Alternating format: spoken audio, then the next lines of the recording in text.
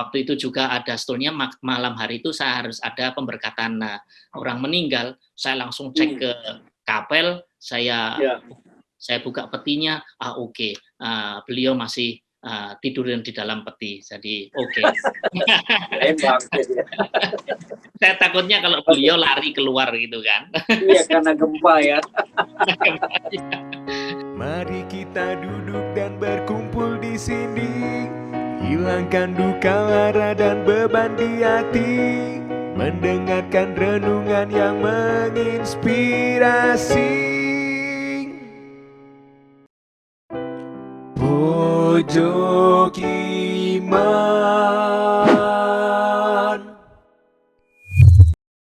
Halo Bapak Ibu Saudara yang terkasih, salam sehat penuh kerahiman Tuhan, salam katekese. Hari ini kita berjumpa lagi dalam Pojok Iman di mana Anda dan saya mendengarkan pengalaman unik yang istimewa, yang berkesan, dan akhirnya bisa menjadi cerita-cerita kehidupan. Kalau bisa menjadi sebuah master of story. Hari ini saya akan kedatangan tamu yang dari jauh sebetulnya. Posisinya sekarang beliau di Filipina, tapi hari ini kita akan berbicara tentang pengalamannya pernah pastoral di Jepang dan kebetulan mengalami pengalaman tsunami di Jepang. Ini menarik kalau diceritakan juga, menjadi mungkin informasi buat kita yang di Indonesia, tetapi juga kita bisa melihat pergumulan batin, perjuangan dari teman kita, khususnya Romo Harnoko yang waktu itu berpastoral di Jepang. Kita langsung saja ya ketemu dengan orangnya yang luar biasa bijaksana. Halo Romo Harnoko. Halo Romo Rudi. Apa kabar? Baik, terima kasih. Sehat. Saya. Saudara-saudara, Romo Harnoko ini sebetulnya kami teman seangkatan. Tapi dia memilih CICM, saya memilih Projo Jakarta. Tapi kami tetap terus saling keep kontak begitu untuk sama-sama saling meneguhkan dalam jalan panggilan. Romo Harnoko langsung saja ya cerita sedikit, tapi kalau boleh identitasnya dari paroki mana, kemudian sudah berkarya imamat berapa tahun, sekarang posisi di mana dan pernah di mana aja. Oke, silakan Romo. Terima kasih Romo Rudi, matur nuwun. Terima kasih sekali boleh bergabung kembali dengan acara ini. Saya Romo Antonius Harnoko, nama lengkap saya. Saya dari kongregasi CICM. Saya berasal dari Yogyakarta. Parokinya Paroki Kemetiran. Paroki Kemetiran, Yogyakarta. Umur saya tahun ini sudah setengah abad. Sama dengan Romo Rudi juga. Iya. Tapi rambut kita berbeda ya. Iya, begitulah. Terus saya tahbisan tahun 2001 di Paroki Santa Ana. Paroki Santa Ana Jakarta. Duren Sawit. Ya. Duren Sawit yang dulu 2 bulan sebelum saya ditahbiskan, itu bulan Agustus, Santa Ana itu mengalami bom itu ya, ada bom itu. Dan itu kami bertiga, Romo-Romo CICM, dan setelah tahbisan saya kembali lagi ke misi pertama di mana saya ditempatkan sejak 1998 di Jepang ya. Saya sampai 2014. Jadi sudah katakanlah hampir 16 tahun berkarya di Jepang dari 98 sampai 2014. 16 tahun. Persisnya di Jepang di mana, Romo? Ya, saya pertama kali 98 sampai antara 5 tahunan itu saya bekerja di Osaka, di Keuskupan Agung Osaka, dari belajar bahasa Jepangnya dan kemudian pastoralnya saya di Osaka. Baru setelah itu, setelah mendapat pengalaman pastoral, saya diminta untuk melanjutkan lisensiat di Nagoya. Setelah di Nagoya, saya menjadi pastor paroki di Tokyo, di Keuskupan Agung Tokyo, di Jepang. Dan disitulah sebelum saya mau ditempatkan ke penempatan yang baru kembali ke Osaka, pengalaman Maret 11, 2011. 2011 itu mengguncangkan hati saya, mengguncangkan juga iman, mengguncangkan seluruh Jepang waktu itu 2011. Ya. Apa itu peristiwanya, Rom? Ya, ini sudah berapa tahun yang lalu ya? 2011, sekarang sudah 2020, jadi katakanlah 9 tahun lalu. betul. Ini pengalaman 9 tahun yang lalu, tetapi masih sangat apa namanya itu, mengiang, artinya sangat mendalam dalam hati saya, dalam benak saya, dalam iman saya juga sebagai misionaris, sebagai umat Katolik di Jepang. Dan itu saya masih ingat betul Romo Rudi. Itu hari Jumat kejadiannya itu. Jadi saya hari Jumat itu harinya sangat terang waktu itu. Maret itu masih agak sedikit dingin, jadi ini sudah masuk mau menuju ke musim semi, jadi sudah hangat. Dan waktu itu Jumat biasanya saya punya umat bersama doa Legio Maria. Nah, itu ada kami doa Legio Maria. Setelah doa Legio Maria kami makan siang bersama. Setelah makan siang saya punya biasanya juga kesempatan mengunjungi umat yang sakit, dan itu saya lakukan hari Jumat setelah Legio Maria. Dan waktu itu saya mengunjungi beberapa umat paroki di tengah Tokyo. Ada beberapa teman yang saya kunjungi. Saya naik ke subway, naik ke MRT yang bawah tanah. Dan itu saya masih ingat jam 2 sebelum jam 3, 2.45. Itu saya merasakan nggak enak perasaan saya. Saya mau keluar dari subway, dan saya keluar dari kereta, merasakan guncangan yang wow, pertama kali dalam hidup saya. Bahwa itu, apalagi kalau Romo melihat ya, Romo pernah ke Tokyo nggak? Romo Rudi belum pernah. Nanti main-main ke Tokyo, ke tempat saya, Romo ya. Belum ada yang ngajak, Romo. Belum ada yang ngajak. Oke, saya ngajak nanti. Itu kan gimana guncangan ya? Gedung tinggi-tinggi seperti di Jakarta juga itu, wow, goyang, menari itu. Tapi begitulah di Jepang, semua gedung kan anti guncangan, anti gempa. Jadi mereka cuman bergoyang, tidak hancur, jatuh. Ya, dan itu saya nggak bisa berdiri. Itu hanya beberapa menit, dan kami semua duduk di bawah, tidak bisa berdiri. Saya waktu itu cuma apa yang keluar dari hati saya dan mulut saya itu, oh ya Tuhan, saya ulang cuma begitu. Saya ingat waktu itu. Dan setelah itu semuanya kota itu seperti artinya lumpuh. Tetapi hebatnya di Jepang itu orang tidak panik. Jadi ada pengumuman begitu, semua mengikuti pengumuman dari City Hall, dari kabupaten, dari gubernur, semuanya ngikutin. Dan tidak ada yang lari-lari, anak-anak sampai yang tua jalan mengikuti petunjuk-petunjuk dari pemerintah. Dan saya juga dari situ ingin balik karena nggak ada transportasi, jadi saya harus jalan kaki dari pusat Tokyo sampai namanya Shinjuku. Dari pusat Tokyo itu sampai ke paroki saya, kalau cuman pakai kereta 5 menit, tapi saya jalan kaki 30 menit bersama banyak orang karena tidak ada transportasi lagi. Dan saya pulang, saya cek itu gereja kami semuanya oke, hanya ada retak-retak sedikit. Dan waktu itu juga ada sebetulnya malam hari itu saya harus ada pemberkatan orang meninggal. Saya langsung cek ke kapel, saya buka petinya, oke, beliau masih tidur di dalam peti, jadi oke. Saya takutnya kalau beliau lari keluar gitu kan. Iya, karena gempa ya. Dan itu yang pengalaman tidak bisa saya lupakan. Dan setelah itu saya lihat TV, saya buka TV, saya nyalakan TV. Oh, wow, saya lihat itu ternyata ini gempa yang membawa tsunami karena gempanya sangat kuat di dalam laut, dan itu skalanya berapa ya Romo itu ya? Itu paling tinggi mereka sampai 9 ya. 9 ya? 9 ya, betul. Itu udah 8,8. hebat itu. Saya masih ingat, ya betul. Dan itu meluluh lantakkan apa namanya daerah pesisir Jepang yang bagian timur. Dan ada Fukushima. Fukushima itu tidak jauh dari tempat kami, dari Tokyo. Dan di Fukushima itu juga terdampaknya hebat karena di situ juga ada nuklir plant, ada pusat nuklir, dan di situ terjadilah ada kebocoran nuklir. Ya, betul. Dan itu melihat seperti itu waktu itu, hati saya itu sebagai seorang misionaris muda waktu itu.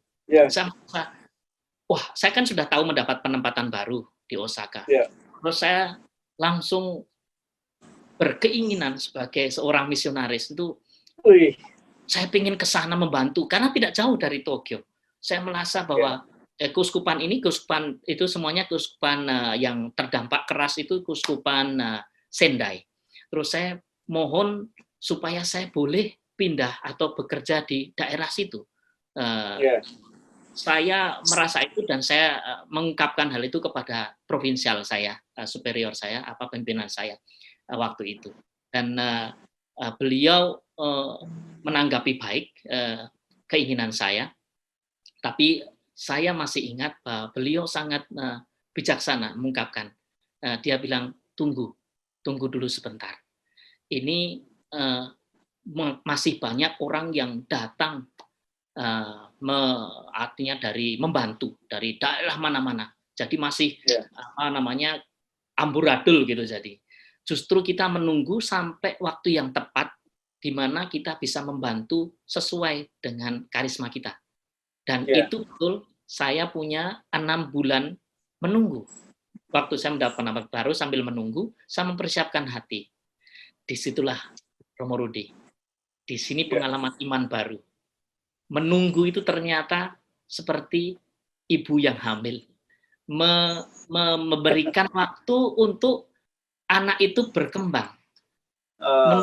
Menunggu itu seperti retret dan rekoleksi, ya kan? Kalau itu biasa kita. Betul. Itu kalau ibu hamil jarang itu kita. Coba tanya ibu-ibu yang merasakan pengalaman kehamilan. Mungkin inilah perasaan saya waktu itu, sepertinya saya menggebu ingin ke sana, tapi jangan dulu, tunggu. Dan memang benar, provinsial saya benar. Setelah 6 bulan, saya merasa bahwa saya siap mental dan semuanya siap ke sana. Dan itu betul karena waktu bulan-bulan pertama itu kan banyak NGO, banyak negara-negara semuanya ke sana semua toh. Ke sana untuk membantu. Tapi biasanya mereka ke sana hanya mungkin 1 minggu, 2 minggu, paling lama 1 bulan. Setelah itu pergi lagi. Dan itu setelah selesai, sebetulnya masalahnya masih banyak. Justru setelah 6 bulan, 1 tahun, masalah benarnya keluar di situ. Dan disitulah kita malah terpanggil untuk membantu yang sebenarnya. Betul. Begitu. Jadi kalau misalnya dalam bencana kan ada masalah yang agak eksiden gitu dulu ya peristiwanya, pertolongan pertama. Nah, habis itu yang keduanya itu yang lebih repot sebetulnya. Betul Romo. Bertahun-tahun. Tapi daerah Romo itu waktu Romo mengalami peristiwa guncangan itu tidak ada korban apa-apa ya di daerahnya Romo ya? Waktu saya, jadi begini, waktu guncangan terjadi itu kan Maret tanggal 11 itu, saya pas lagi di Tokyo. Jadi di daerah Tokyo tidak begitu merasakan, artinya guncangannya betul kita rasakan, tetapi korban meninggalnya atau sakitnya tidak begitu banyak. Yang banyak korban meninggal dan sakitnya ke daerah pesisir. Pesisir. Ya itu yang tadi Osaka itu yang nggak jauh dari Tokyo itu tadi ya. Fukushima, Romo. Fukushima. Di Fukushima ya, daerah Fukushima itu yang jadi setelah kejadian itu memang pemerintah memberikan radius sampai cukup luas bahwa daerah itu tidak lagi bisa dihuni untuk berapa lama tahun. Sampai sekarang beberapa daerah kita tidak bisa masuk ke daerah situ. Jadi baru setelah 6 bulan yang seperti saya katakan tadi, saya dikirim ke daerah saya dikirim ke daerah, namanya itu satu daerah desa kecil saja, namanya Ofunato, Kota Ofunato. Kota Ofunato itu daerah yang sangat terdampak karena itu adalah pelabuhan alami. Jadi itu hancur, semuanya hilang, hancur. Satu kota di samping namanya Rikuzen Takata. Tsunami soalnya ya Romo. Betul Romo, betul. Itu tsunami-nya itu kan seperti yang terjadi di Aceh misalnya kan. Itu kata yang saya dengar itu sampai 7 kali itu gelombangnya datang. Jadi gelombangnya 7 kali menghantam. Ya, 7 kali masuk keluar ya. Karena itu macam teluk begitu, Romo. Ya. Ya, disitulah pertama kali kami diutus. Saya bersama kami berdua, saya bersama satu konfrater saya dari Filipina, dan itu mendapat tugas juga dari keuskupan dan dari keuskupan provinsi Gerejani Osaka. Untuk membantu karya rehabilitasi setelah tsunami. Jadi waktu saya datang itu Romo, wah, bau, gelap karena nggak ada listrik, bau karena banyak beberapa orang mati yang meninggal masih di jalanan begitu, yang belum masih belum diketemukan. Banyak ikan-ikan yang sampai ke daratan dan hancur di situ, jadi sangat kotor masih. Dan kita harus mulai dari nol. Begitulah pengalaman. Romo, apa yang dibuat di sana ketika harus ikut bela rasa? Oke. Tantangan apa di sana, Romo? Betul. Itu saya sendiri itu sangat tadi setelah saya ungkapkan bahwa saya boleh menunggu. Dalam waktu menunggu itu ada kita banyak rapat-rapat. Dan seluruh KWI-nya Jepang atau itu seluruh keuskupan, ada 16 keuskupan Jepang itu menjadi satu. Kita punya program namanya waktu itu All Japan. Jadi semua, jadi di keuskupan-keuskupan di Jepang itu bersatu, dan di situ ada kan seperti di Indonesia juga ada provinsi Gerejani itu di Jepang ada tiga provinsi, Gerejani Utara, Tengah, dan bagian barat ya. Waktu itu saya mendapat tugas yang dari tengah, dan itu provinsi Gerejani Tengah itu mendapat area, jadi area yang terdampak itu Keuskupan Sendai dibagi-bagi, Romo. Jadi dibagi menurut Gerejani. Jadi itu jadi fokus, dan yang mengkoordinasi adalah Caritas Jepang. Ya. Terus setelah kami datang, tugas saya, misi saya ada beberapa. Salah satunya memang saya mendapat tugas untuk membangun base camp. Itu membangun camp atau untuk center atau sentral untuk para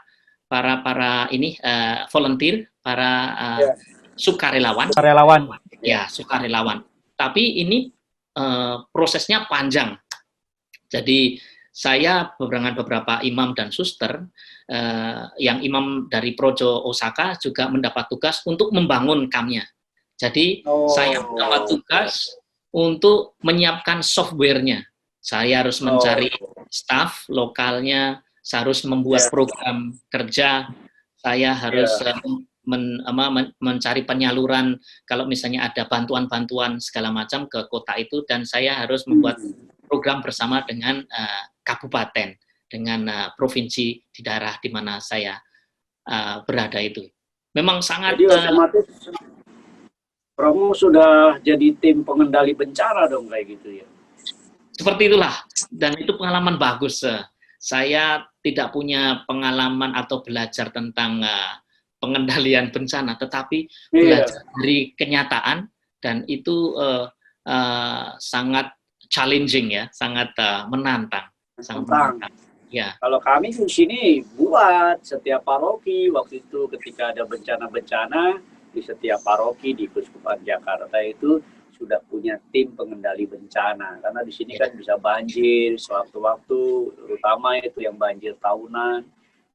Tapi memang lalu disiapkan. Dan saya senang itu kalau punya kayak begitu. Saya juga membuat rescue kecil yang dikelola. Bagus. Ya, kalau di situ lalu Ramo apa? Kira-kira yang lebih menyeramkan. Sejauh saya tahu kan Ramo juga pernah menghasilkan nyanyian-nyanyian Jepang itu. Saya masih ingat, saya diberi itu ya. Masih saya simpan itu. Ya, betul Romo. Jadi pengalaman unik di situ bertemu dengan orang-orang yang menderita. Itu pengalaman kehilangan. Jadi banyak orang yang setahun itu nggak bisa nangis, tidak bisa karena trauma. Jadi kita punya program untuk itu, membantu mereka mengatasi secara kejiwaan. Jadi kami juga punya program materialnya itu membersihkan rumah mereka, membantu mereka mencari rumah yang baru, segala macam itu. Tapi kami juga punya misi untuk menemani mereka yang secara hatinya hancur karena tsunami ini. Jadi tsunami ini tidak hanya menghancurkan rumah mereka, tapi menghancurkan pengharapan mereka. Ada yang sudah suicidal, itu artinya mau bunuh diri karena kehilangan segala macam. Dan itu kita juga mendapat yang misi ketiga saya adalah mencari orang-orang asing yang terdampak di situ. Jadi ada banyak orang asing sebetulnya, tapi saya mencari ke sana kemari, akhirnya menemukan orang-orang Filipina, orang-orang Cina, orang Indonesia juga, orang Korea. Orang Indonesia. Ada orang Indonesia. Beberapa yang keluarga yang kami ketemu dan dan di situ pengalaman bertemu dengan orang-orang yang sakit begini dalam artinya trauma, itu yang saya buat waktu itu adalah kami membuat rumah kami itu rumah untuk melepaskan rindu. Jadi rumah kami mereka datang supaya mereka bisa berdoa menurut bahasa mereka. Ada yang pakai bahasa Tagalog, orang-orang Filipina, atau yang Indonesia mau bicara dengan bahasa Indonesia, ada yang mau nangis dengan kami. Terus disitulah yang saya kita nyanyi bersama. Dan itu dari nyanyian itu muncul beberapa lagu. Terus kita buat album, kita buat album, dan album itu kita jual dan kita dan hasilnya untuk mereka, begitu. Ya. Bagus sekali itu ya. Begitu. Jadi sebetulnya lahir dari curahan-curahan begitu ya album yang Romo buat itu ya. Betul Romo. Ada orang Indonesia, saya kira ngomong Jawa itu Romo ya. Ya, dia keluarga itu berasal dari Jawa Timur ya, ada beberapa dari Jawa Timur. Betul. Ada Arek berarti ya. Jadi fokusnya begitu ya. Tapi kehadiran gereja diterima ya di sana ya. Itu betul Romo. Daerah di mana saya ditempatkan itu sebetulnya adalah daerah atau kota kecil, bagus, kota yang tradisional, tetapi sangat kuat tradisinya sebagai agama Buddha, banyak orang agama Buddha. Waktu saya Buddha atau Shinto ya Romo ya? Mereka gabung. Ada Buddhanya, ada Shinto, tapi dalam kenyataan mereka bersama-sama. Tapi kebanyakan Dan waktu saya datang, saya tidak memperkenalkan diri sebagai imam atau misalnya tidak. Dan itu di Jepang hal yang biasa. Dan itu setelah 2 tahun itu baru mereka tahu bahwa saya seorang imam. Karena waktu setelah 2 tahun itu saya mendapatkan atau uskup memberikan tambahan tanggung jawab menjadi satu romo paroki di daerah situ. Saya menjadi romo paroki juga di daerah situ.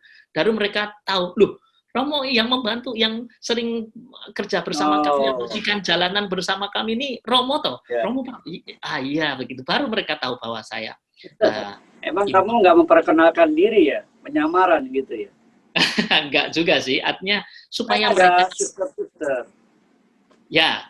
Dan suster-suster di tempat kami waktu itu kita supaya tidak mengganggu dalam membersihkan segala macam dan orang supaya tidak ini dari gereja, dari mana, dari apa, kita semua tidak pakai preman, suster-susternya preman. Begitu semua ya. Pantesan baru dikenal gitu ya. Iya, Romo. Baik. Tanpa terasa nih obrolan kita jadi panjang lebar ya, tapi menarik Betul, Romo. sekali pengalaman unik tsunami dari sebuah kerinduan, bela rasa, menghasilkan album untuk bela rasa mereka dan semuanya menjadi sebuah pasti pengalaman yang tidak terlupakan. Ada Ya. insight nggak di situ Romo yang bisa Romo rumuskan supaya bisa menjadi pelajaran khususnya dalam keimanan kita? Ya, saya belajar dari umat atau orang-orang yang saya ketemui selama hampir 4 tahun di daerah tsunami itu. Ya. Satu yang membuat saya semakin kuat iman saya itu adalah meskipun mereka hilang harapannya itu, orang bisa tersenyum kembali. Orang bisa berharap kembali itu karena ada temannya. Ada yang selalu berjalan bersama mereka. Terus saya ingat seperti pengalaman Emmaus. Itulah yang membuat saya meskipun Yesusnya berjalan tidak ketampak, tapi orang yang berjalan bersama mereka itu membuat itu pengharapan hidup kembali. Begitu, Romo. Pengalaman Emmaus kan pengalaman putus asa, kecewa, tapi tidak kehilangan harapan. Ada Tuhan Yesus yang bisa kita sadari kehadirannya. Luar biasa. Tetap semangat ya. Terima kasih, Romo. Sekarang posisinya di mana ya? Gimana, Romo? Sekarang masih di Jepang atau sudah di tempat lain nih? Saya sebetulnya waktu itu sangat sedih ya waktu mendapat penempatan baru karena saya sudah begitu masuk di daerah itu menjadi satu, tapi ada penempatan baru dari Roma, dari pimpinan pusat bahwa saya diminta menjadi Romo pembimbing di seminari kami, ya kita katakan oke. Saya berangkat dari daerah situ, keluar dari daerah situ 2014. Jadi sejak 2015 saya di Filipina sekarang, Romo, bersama frater-frater. Seperti Romo sendiri toh? Iya, berarti we are the same ya, sama-sama formator. Dilarang saling mendahului ya. Baik Romo, sekali lagi kita terima kasih, insight yang luar biasa, memberi inspirasi buat kita semua, khususnya menghadapi pengalaman-pengalaman bencana. Yang menarik tadi kita ambil adalah kita tidak panik, belajar menunggu, mengikuti aturan dalam kebersamaan, dan berjalan bersama Tuhan. Kendati memang kita merasa sangat penuh kekecewaan, derita, tapi masih ada jalan pengharapan yang luar biasa.